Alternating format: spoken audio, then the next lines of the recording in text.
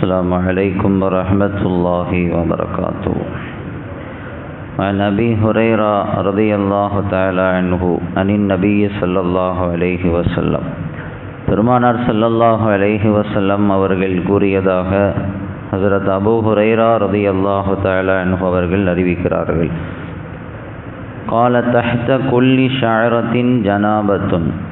ஸல்லல்லாஹு அலைஹி வஸல்லம் அவர்கள் சொன்னார்கள், ஒவ்வொரு முடிக்கு உள்ளேயும் தீட்டு இருக்கிறது, ஒவ்வொரு முடிக்குள்ளும் தீட்டு இருக்கிறது. ஃபஅக்ஸிலு ஷஅர். எனவே நீங்கள் உங்களுடைய முடிகளை சரியாக கழுவிக்கொள்ளுங்கள். வஅன்குல் பஷர். உங்களுடைய உடல் உறுப்புகளை சுத்தமாக நீங்கள் கழுவிக்கொள்ளுங்கள் என்று ஸல்லல்லாஹு அலைஹி வஸல்லம் அவர்கள் சொன்னார்கள். குளிப்பு கடமையானவர், அவர் உடம்பில் அசுத்தம் இருக்குது, அவர் குளிக்கணும் அப்படிங்கிறது தானே தவிர அவர் தள்ளி வைக்கப்படக்கூடியவர் அல்ல, அவர் ஒதுக்கி வைக்கப்படக்கூடியவர் அல்ல. அவர் இயல்பாக மற்ற எல்லா காரியங்களையும் செஞ்சிக்க முடியும். குளிக்காத நிலையில் தொழக்கூடாது, குர்ஆன் ஓதக்கூடாது, இந்த மாதிரியான காரியங்கள் ஈடுபடக்கூடாதே தவிர மற்ற காரியங்களில் ஈடுபடுவது குற்றமல்ல. ஏன்னா ஒரு மூமினை பொறுத்தவரை அவர் தூய்மையானவர், சுத்தமானவர் என்றெல்லாம் கடந்த ஹதீஸ்களை நாம் பார்த்தோம். ஸல்லல்லாஹு அலைஹி வஸல்லம் அவர்கள் கூட அன்னை ஆயிஷா ரலியல்லாஹு தஆலா அன்ஹா குளிப்பு கடமையான நிலையில் ஏதோ ஒன்று எடுத்து தரும் பொழுது எடுத்து தான் கேட்டாங்க, யா ரசூலல்லாஹ், நான் குளிப்பு கடமையாக இருக்கிறேனே அப்படின்னு சொல்லும் பொழுது ஸல்லல்லாஹு அலைஹி சொன்னாங்க, உன் கையிலையா தீட்டு இருக்குது, நீ அது செய்கிறதுனால என்ன வந்துட போகுது அப்படின்னு கேட்டாங்க. அதனால் குளிப்பு கடமையானவர் ஒதுக்கி வைக்கப்படக்கூடியவர் அல்ல என்பது ஹதீஸிலிருந்து நமக்கு தெரியுது. ஆனால் இங்கே ஒவ்வொரு முடிக்குள்ளும் தீட்டு இருக்கிறது என்று சொன்னதற்கான அர்த்தம் என்ன அப்படின்னு சொன்னால், குளிக்கிற பொழுது ஒவ்வொரு முடியும் சரியாக நனைந்திருக்கிறதா, அதில் தண்ணி பட்டிருக்குதா அப்படிங்கிறத கவனிக்கணும். ஒரு முடி அதில் தண்ணி படாமல் போயிட்டாலும் குளிப்பு சேராது, குளிப்பு கடமை நீங்காது அப்படிங்கிறது தான் அந்த ஹதீஸினுடைய கருத்தாக இருக்கிறது. ஷரியத்தில் பொதுவாகவே அந்த குளிக்கிறதுல ரொம்ப அதிக முக்கியத்துவம் இருக்கிறது.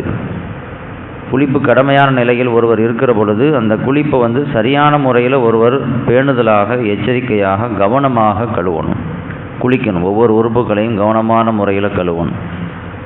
தொழுகைக்கு எப்படி ஷரியத்தில் முக்கியத்துவம் இருக்கிறதோ அதே அளவுக்கு அந்த தொழுகைக்கு அடிப்படையாக இருக்கக்கூடிய சுத்தத்திலையும் அதிகமான முறையில் ஷரியத் முக்கியத்துவத்தை கொடுத்திருக்கிறது. சில வரலாற்று ஆசிரியர்கள் எப்படியும் சொல்லுகிறார்கள், கானத்தி ஸலாத்து 50 வல் கஸ்லு மினல் ஜனாபா 7 மிராரின். தொழுகை ஆரம்பத்தில் 50 வக்துகள் கடமையாக இருந்துச்சு இல்லையா, 50 வக்துகள் கடமையாக இருந்துச்சு. அதே மாதிரி குளிப்பும் கூட எப்படி இருந்துச்சுன்னா 7 தடவை குளிக்கணும் அப்படின்னு சொல்லி முதல்ல இருந்துச்சான்.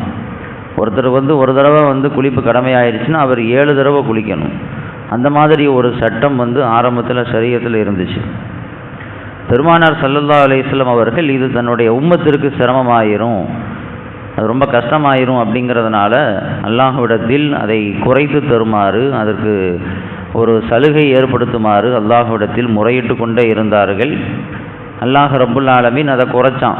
மேராஜினுடைய பயணத்தில் 50 வக்து தொழுகையை திருப்பி கேட்டு அதை 5 வக்து தொழுகையாக மாற்றினார்கள் அப்படின்லாம் நமக்கு தெரியும். அதே மாதிரி தான் குளிப்பு விஷயத்திலும் இந்த மாதிரி 7 தடவை குளிக்கணும் அப்படின்னு சொல்லி இருந்துச்சுன்னா எவ்வளவு சிரமமாக போயிடும். அதனால் உம்மத்தினுடைய அந்த சிரமத்தை எப்பொழுதுமே கவனத்தில் கொண்டு அதற்காக முயற்சித்தவர்கள் பெருமானார் ஸல்லல்லாஹு அலைஹி வஸல்லம் அவர்கள். அதனால் இதை குறைக்கணும் அப்படின்னு சொல்லி அல்லாஹ்விடத்தில் முறையிட்டு அதற்கு பிறகு ஒரு தடவை குளித்தா போதும் அப்படின்னு சொல்லி அல்லாஹ் சொன்னால் ஷரியத்தில் சட்டமாக்கப்பட்டது. ஆனால் அந்த ஒரு முறையும் சரியான முறையில் குளிக்க வேண்டும். முதல்ல 50 முறை தொழுகையாக இருந்து படிப்படியாக 5ஆக மாற்றப்பட்டது. ஏன் முதல்ல அல்லாஹ் 5 ஆக்கியிருக்கலாமே, ஏன் 50 ஆக்கி அதுக்கு பிறகு 5 ஆக்கணும்? எதற்கு 7 தடவை குளிக்கணும்னு சொல்லி சட்டமாக்கி அதுக்கு பிறகு ஒரு தடவையாக மாற்றணும் அப்படின்னு சொன்னால் 2 காரணங்கள் சொல்லப்படுது. ஒன்று, பெருமானார் ஸல்லல்லாஹு அலைஹி வஸல்லம் அவர்களுடைய அந்த வாய்ஸுக்கு அல்லாஹ்விடத்தில் மதிப்பு இருக்கிறது அப்படிங்கிறத சமூகம் உணரணும். பெருமானார் ஸல்லல்லாஹு அலைஹி வஸல்லம் கேட்டால் அல்லாஹ் உடனே செய்வான் அப்படிங்கிறது நமக்கு தெரியணுமா இல்லையா? அவங்க தான் கேட்டாங்க, 50 தொழுகை அப்படிங்கும் பொழுது அதை குறைச்சி கேட்டாங்க. அல்லாஹ் தஆலா கேட்கும் பொழுதுலாம் அதை குறைச்சிக்கிட்டே இருந்தான். 5 வக்து வரும் பொழுது மறுபடியும் அதையும் குறைச்சி கேட்கணும்னு சொல்லி கேளுங்க அப்படின்னு மூசா அலைஹிஸ்ஸலாம் சொன்னாங்க. ஆனால் அதுக்கு பிறகு ஸல்லல்லாஹு அலைஹி வஸல்லம் இதுக்கு பிறகு குறைச்சி கேட்கறதுக்கு எனக்கு கூச்சமாக இருக்குதுன்னு சொன்னாங்களே தவிர அவங்க போய் கேட்கல. கேட்டால் அதையும் குறைச்சிருப்பான். இந்த 5 வக்து தொழுகை கூட என் சமுதாயத்தால் தொழ முடியாதா? இதையும் நான் குறைச்சி கேட்கணுமா? இதுக்கு பிறகும் நான் குறைச்சி கேட்கறதுக்கு நான் வெட்கப்படுறேன் அப்படின்னு சொல்லி ஸல்லல்லாஹு அலைஹி வஸல்லம் அவர்கள் கேட்காம விட்டுட்டாங்க.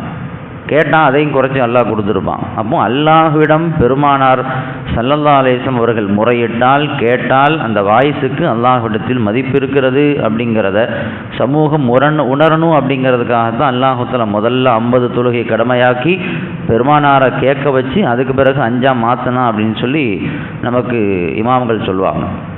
இன்னொரு காரணம் என்ன அப்படின்னு சொன்னால் அதனுடைய முக்கியத்துவத்தை உணரணும். 50 தொழுகை இருந்து அது 5ஆ மாற்றப்பட்டிருக்குது, அந்த 5ஐயாவது நீங்கள் ஒழுங்காக தொழுகணும் அப்படின்னு சமுதாயத்திற்கு உணர்த்தணும். 7 தடவை குளிக்கணும் அப்படிங்கிற சட்டம் இருந்து அது 1ஆ மாற்றப்பட்டிருக்குது, அந்த ஒரு தடவையாவது நீ சரியாக குளிக்கணும், சரியாக பேணுதலாக எச்சரிக்கையாக இருக்கணும் அப்படிங்கிறத சமுதாயம் உணரணும். அப்படிங்கிறதுக்காகத்தான் அல்லாஹ் ரப்புல் ஆலமீன் முதல்ல இப்படி அதிகமாக்கி அதை குறைச்சிருக்கிறான் அப்படின்னு சொல்லி இமாம்கள் நமக்கு சொல்லுவார்கள். அதனால் குளிப்பு விஷயத்தில் ரொம்ப கவனமாக இருக்கணும். சஹாபாக்கள் ரொம்ப கவனமாக இருந்திருக்கிறார்கள், ரொம்ப எச்சரிக்கையாக இருப்பாங்க. இப்னு அப்பாஸ் ரலியல்லாஹு தஆலா அன்ஹு அவர்களை குறித்து ஒரு செய்தி வருகிறது. இப்னு அப்பாஸ் ரலியல்லாஹு தஆலா அன்ஹு அவங்க ஒரு நாள் குளிச்சுக்கிட்டு இருந்தாங்க. குளிக்கும் பொழுது அவங்க என்ன செய்வாங்கன்னா ஆரம்பத்தில் தண்ணி எடுத்து வலது கையினால் தண்ணி எடுத்து இடது பக்கத்தில் ஊற்றுவாங்க, இடது கையில் ஊற்றி கழுவாங்க. 7 தடவை கழுவாங்க. இது அவங்களுடைய நடைமுறை. இப்படி சில உறுப்புகளை அவங்க சில எண்ணிக்கையில் கழுவிட்டு இருப்பாங்க. ஒரு தடவை அப்படி கழுவிட்டே இருக்கும் பொழுது பக்கத்தில் இருந்த ஷுஅபா ரலியல்லாஹு தஆலா அன்ஹா அவங்கள்ட்ட கேட்டாங்களாம், கம் அஃபரகத்து, நான் கழுவிட்டே இருந்தேன், எத்தனை தடவை கழுவுனேன் அப்படிங்கிறத மறந்துட்டேன், உனக்கு தெரியுமான்னு கேட்டாங்க. நீ கவுண்ட் பண்ணியான்னு கேட்டாங்க. அவங்க லா அதிரி, எனக்கு தெரியாதுன்னாங்க. ஏன் இது கூட நீ கவனிக்க மாட்டியா?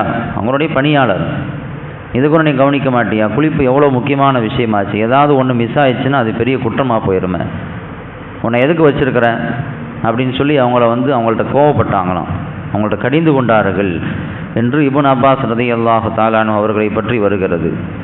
ஒழு செய்கிற பொழுது முதல்ல கைகளை சுத்தம் செய்வாங்க, அதற்கு பிறகு மறைவிடத்தை கழுவுவாங்க, அதுக்கு பிறகு தொழுகைக்கு ஒழு செய்கிற மாதிரி ஒழு செய்வாங்க, அதுக்கு பிறகு உடம்பினுடைய எல்லா உறுப்புகளும் தண்ணீர் படுற மாதிரி கழுவுவாங்க. கழுவி முடிச்சுட்டு அவங்க சொன்னாங்களாம், ஹாக்கதா கான ரசூலுல்லாஹி ஸல்லல்லாஹு அலைஹி வஸல்லம் யததஹரு, பெருமானார் ஸல்லல்லாஹு அலைஹி வஸல்லம் அவர்கள் இப்படித்தான் அவர்கள் குளிப்பார்கள், சுத்தம் செய்வார்கள் என்று இப்னு அப்பாஸ் ரலியல்லாஹு தஆலா அன்ஹுமா அவர்கள் சொன்னார்கள். குளிக்கிற விஷயத்தில் ரொம்ப கவனமாக இருக்கணும். ஒரு முடி அளவிற்கு தண்ணி படாமல் போயிட்டாலும் அது குளிப்பு நிறைவேறாது என்பதை தாண்டி அது நரகத்தில் தண்டனை பெறுவதற்கு அது காரணமாகவும் அமைஞ்சிரும். இன்னொரு ஹதீஸில் ஸல்லல்லாஹு அலைஹி வஸல்லம் அவர்கள் தெளிவாக சொன்னார்கள், மன் தரக்க மூதிஅ ஷஅரத்தின் மின் ஜனாபத்தின் லம் யக்ஸில்ஹா, குளிப்பு கடமையான நிலையில் ஒருவர் குளிக்கிற பொழுது அவருடைய உடம்பில் இருக்கக்கூடிய ஒரு முடியை அவர் கழுவாமல் விட்டுவிட்டாலும் ஃபுஇல பிஹி கதா வ கதா மினன் நார், நரகத்தில் அவருக்கு இன்னென்ன வேதனைகள் செய்யப்படும் என்று ஸல்லல்லாஹு அலைஹி வஸல்லம் அவர்கள் சொன்னார்கள்.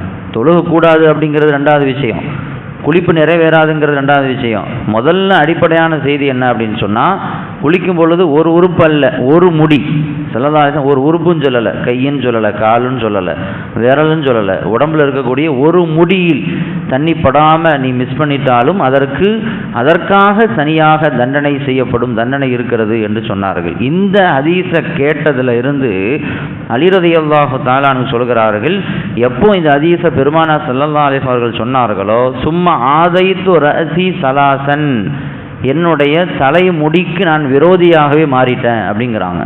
என்னுடைய தலையில் இருக்கக்கூடிய முடிக்கு நான் விரோதியாக மாறிட்டேன், அதாவது தலையில் முடியே வைக்கக்கூடாது அப்படின்னு முடிவெடுத்துட்டேன். அலி ரலியல்லாஹு தஆலா அன்ஹு சொல்வார்கள், அவர்கள் லேசாக முடி வளர்ந்தாலும் மொட்டை அடிச்சிருவாங்களாம். அலி ரலியல்லாஹு தஆலாவுடைய பழக்கம் அதுதான். எப்போவுமே அவங்க தலை மொட்டையாக தான் இருக்கும், முடி வளர அவங்க மொட்டை அடிச்சுட்டே இருப்பாங்க, சிரைச்சிக்கிட்டே இருப்பாங்க. அதுக்கு காரணம் என்னன்னா இதுதான், குளிப்பு கடமையாகும் பொழுது ஒரு முடி மிஸ் ஆயிடுச்சுன்னா அல்லாஹ்ட்ட பதில் சொல்லணுமே, நரகத்தில் தண்டனை இருக்குதுன்னு பெருமானார் ஸல்லல்லாஹு அலைஹி வஸல்லம் சொல்லிட்டாங்களே அப்படிங்கிற அந்த ஹதீஸை பயந்து தான் எச்சரிக்கையாக இருக்கணும். அப்படிங்கிறதுக்காகத்தான் அலி ரலியல்லாஹு தஆலா அன்ஹு தலையில் முடியே வச்சிக்க மாட்டாங்களாம், மொட்டை அடிச்சுக்கிட்டே இருப்பாங்க அப்படின்னு சொல்லி நமக்கு அலி ரலியல்லாஹு தஆலா அன்ஹு அவர்களை பற்றி வரலாற்று நூல்களில் இடம்பெற்றிருக்கிறது. அதனால் முடி அதிகமாக இருக்கக்கூடியவர்கள் மிகுந்த கவனத்தோடு இருக்கணும். ஏன்னா அது முடி படாமல் இருக்கிறதுக்கு அதிக வாய்ப்புகள் இருப்பதனால் ரொம்ப எச்சரிக்கையாக இருக்க வேண்டும். எனவே குளிப்பு கடமையானவர்கள் குளிக்கிற பொழுது கவனத்தோடு இருக்கணும்.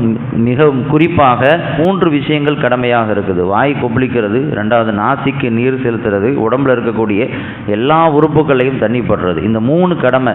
வாய் கொப்பளிக்காமல் விட்டால் குளிப்பு கூடாது, நாசிக்கு தண்ணி செலுத்தாமல் விட்டுட்டானா குளிப்பு கூடாது, உடம்புல ஏதாவது உறுப்புகளில் தண்ணி படாமல் போயிடுச்சுன்னா அப்பவும் குளிப்பு கடமை நிறைவேறாமல் போயிடும். அதனால் ரொம்ப கவனத்தோடு செய்ய வேண்டும். அல்லாஹ் ரப்பல் ஆலமீன் நம்முடைய ஒவ்வொரு காரியங்களையும் கவனத்தோடும் மிகுந்த எச்சரிக்கையோடும் செய்யக்கூடியவர்களாக ஆக்கி அருள் புரிவானாக.